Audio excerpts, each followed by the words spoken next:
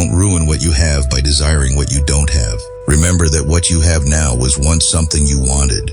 The challenges in life sometimes are not due to circumstances, but because we overlook deep philosophical lessons. This quote is not just a simple philosophy, but a powerful reminder about gratitude and how we cherish the present. Let's explore other great ideas from Epicurus, the philosopher of peace and simple happiness.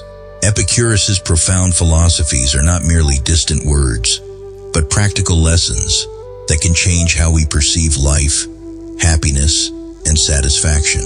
Let's delve into analyzing each quote to understand better the timeless wisdom he left behind, helping us live a fuller and more meaningful life.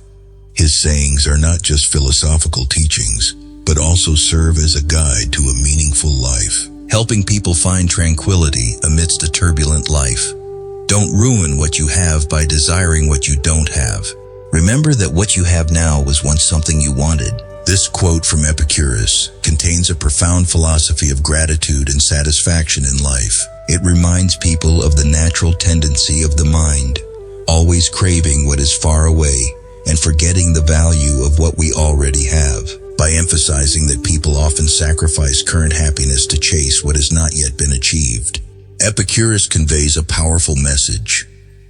True value does not lie in what we long for, but in the ability to appreciate what is already present in life. Look back at the achievements, relationships, and simple joys in the present. It's very likely that what you hold today was once something you longed for in the past. It could be a stable job, a loving family, or even peaceful moments that you once desired. But people often fall into the trap of comparison and endless craving. By focusing only on what we lack, we forget the value of the small but immensely precious things we possess. This philosophy also speaks to the nature of happiness.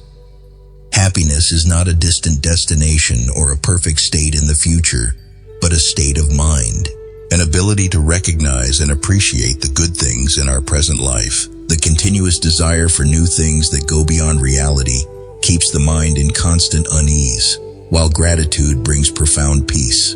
Moreover, Epicurus's quote also serves as a warning about the psychology of the grass is always greener on the other side. We easily fall into the feeling that true happiness lies in things beyond our reach, when in reality, satisfaction has always been within our grasp if we know how to stop and appreciate it. Excessive focus on what is yet to come damages the ability to enjoy what we already have. This philosophy is not only true on a personal level, but also reflects how we perceive society. A consumer culture with material standards and fame has contributed to people always feeling like they are not enough. However, according to Epicurus, sufficiency does not come from owning more, but from the ability to be content with the simple and profound aspects of life. In summary, Epicurus's teachings carry a timeless message, reminding us that happiness is not found in the endless pursuit of new things, but in the ability to recognize the value of what we already have.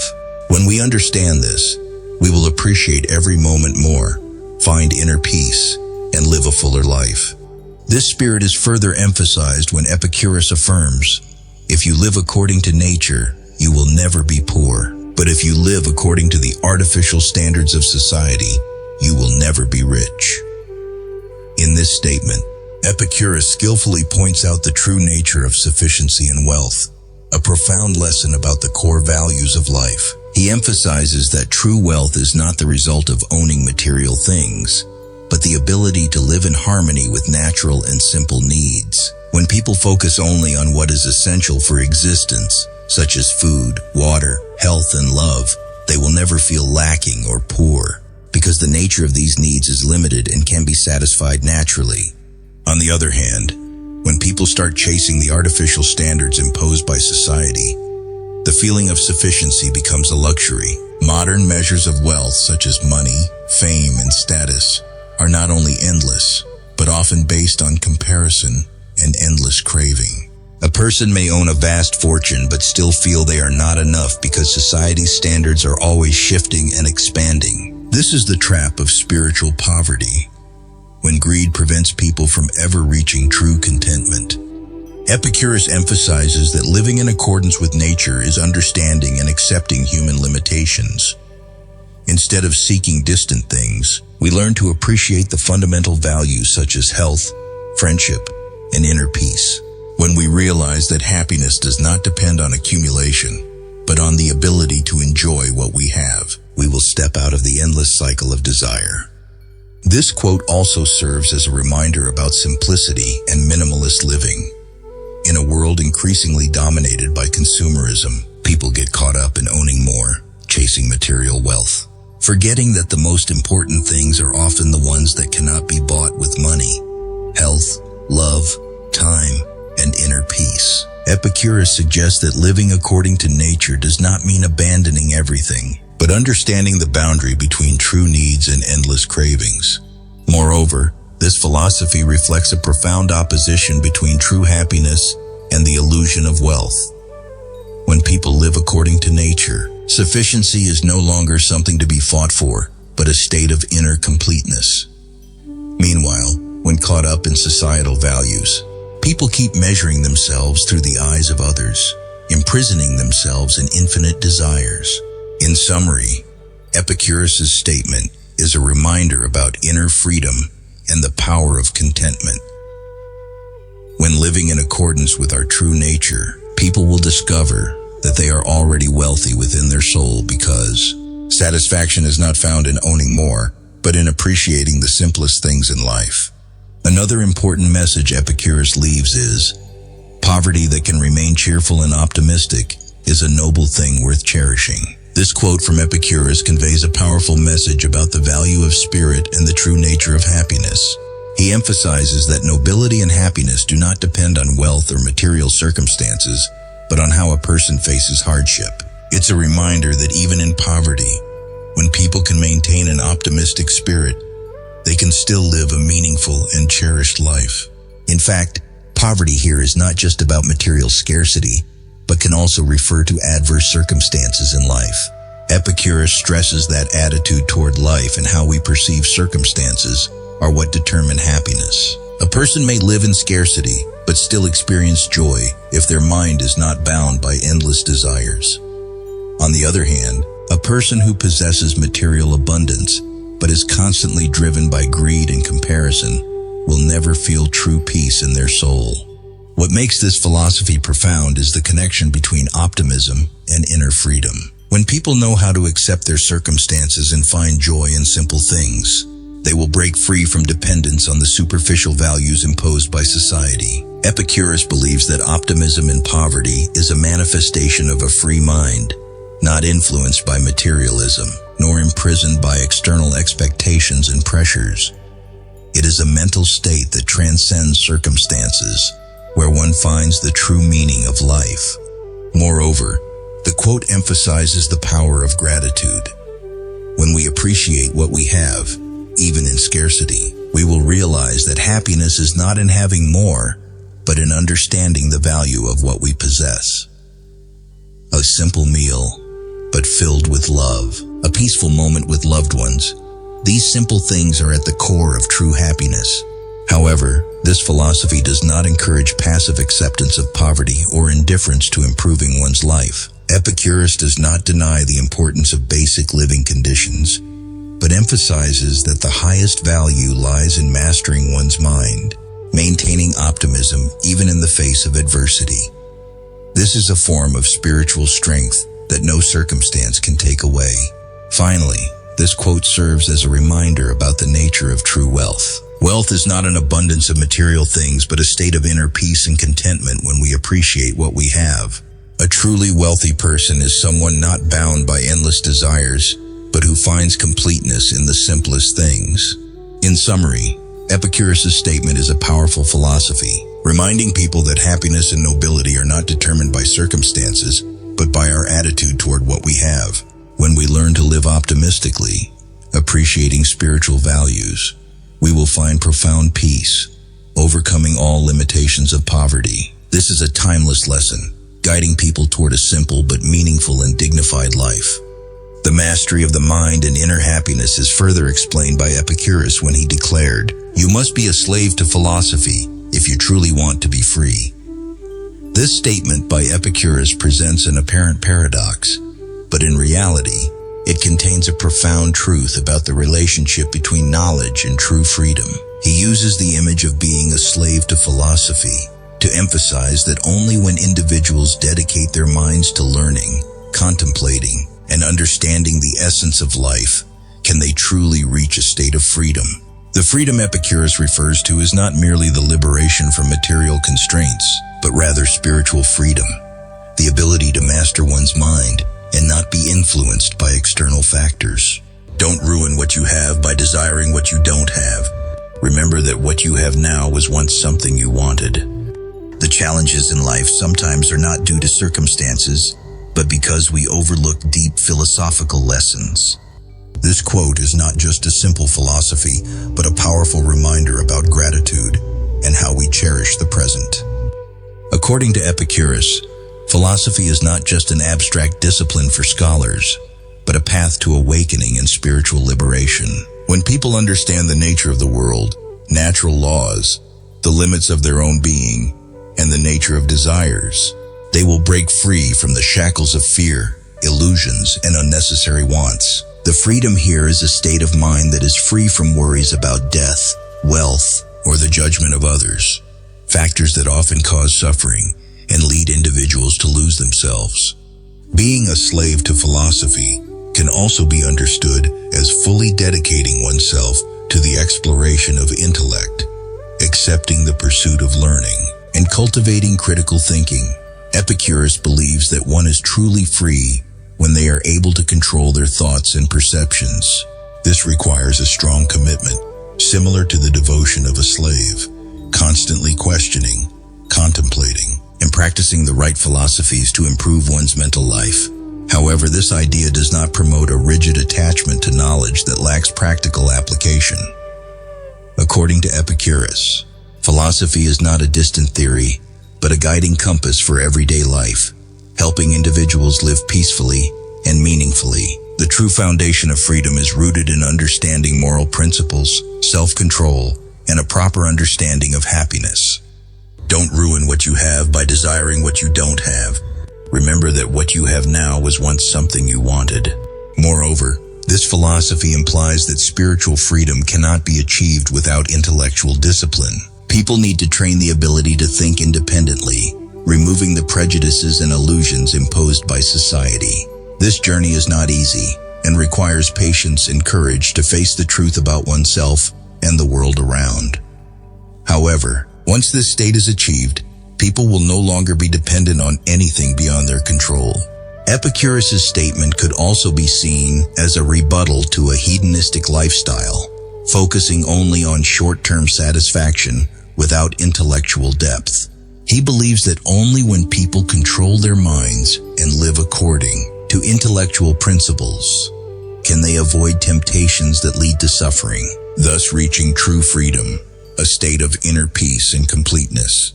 In conclusion, Epicurus' philosophy of being a slave to philosophy serves as a profound reminder that knowledge and understanding are the keys to freeing individuals from mental chains. When people dare to face the truth, train their thinking, and seek knowledge, they will reach a sustainable state of freedom. A freedom not only in action, but also in their very soul. The final conclusion of Epicurus' entire philosophy is encapsulated in his deepest statement. If a person does not see what they have as enough, then even if they rule the entire world, they will still be unhappy.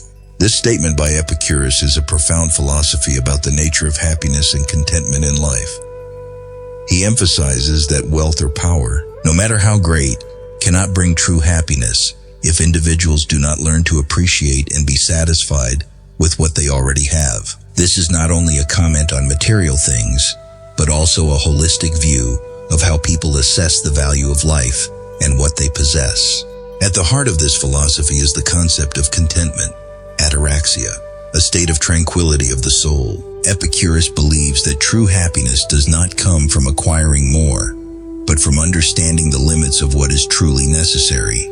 People often fall into the trap of endless desires, where achievements only bring temporary satisfaction, and new cravings continue to arise. This endless cycle causes the mind to be constantly restless, as it always feels deprived, even though much has already been acquired.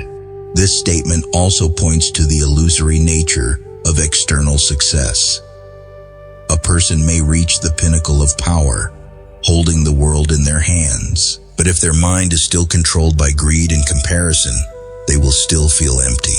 Epicurus wants to emphasize that unhappiness does not come from circumstances, but from how people perceive those circumstances. A mind that does not know contentment will always feel lacking, even when all the things others desire are within their grasp. The nature of dissatisfaction that Epicurus refers to stems from people judging happiness based on external standards rather than internal states. When measuring self-worth through wealth, fame, or recognition from others, people easily lose the sense of completeness from within. Dependency on these external factors makes happiness a fragile concept, easily shaken whenever external conditions change. This philosophy also carries a profound implication about the connection between happiness and perception. Happiness is essentially the result of a soul that appreciates the simple things and lets go of unnecessary desires. When people stop and reflect on life with gratitude, they will realize that they have enough, that true happiness does not come from having more, but from recognizing the value of what already exists. Interestingly, Epicurus' statement does not deny success or lofty aspirations. He does not oppose striving for better things, but emphasizes that happiness must stem from a balance between desires and the ability to control them. When people control their greed, not allowing it to dominate them, they can move forward while maintaining peace of mind. In summary, Epicurus' statement is a powerful reminder about the true nature of happiness. Happiness is not about owning more, but about the ability to appreciate what we already have. When people understand that true value does not come from wealth or power, but from peace of mind, they will find a fuller and more meaningful life. This is a valuable lesson, urging each person to learn how to let go of endless cravings and seek richness from within themselves. When these noble ideas have begun to take shape, I invite you to take a deeper journey with Epicurus, a person whose journey and legacy continue to change the lives of countless individuals worldwide. His story is not just about philosophy, but also a living testament to the quest for true happiness and peace in a complex world. Epicurus' life and career were groundbreaking, exemplifying the pursuit of happiness and tranquility in life through intellect and simplicity. Born in 341 BCE on the island of Samos, Epicurus showed a deep interest in philosophy and the theories of life from an early age. Despite studying various philosophical schools, he constantly sought a simpler and more practical approach to solving the problems that people face every day. After founding the school of Epicureanism in Athens, Epicurus opened a school called the Garden, where he taught students not only theory, but also the way of life, the pursuit of true joy in life. Epicurus' philosophy focuses on seeking happiness by minimizing unnecessary suffering and anxiety. He believes that happiness does not come from material pleasures or excessive desires, but from living a simple life. With sincere relationships and intellect, Epicurus particularly emphasizes controlling emotions and avoiding fears, especially the fear of the divine and death. He believed that when people understand that the divine does not interfere with human life and that death is merely the natural end of life, they will live a life of freedom, no longer fearful or anxious, and thus achieve true happiness.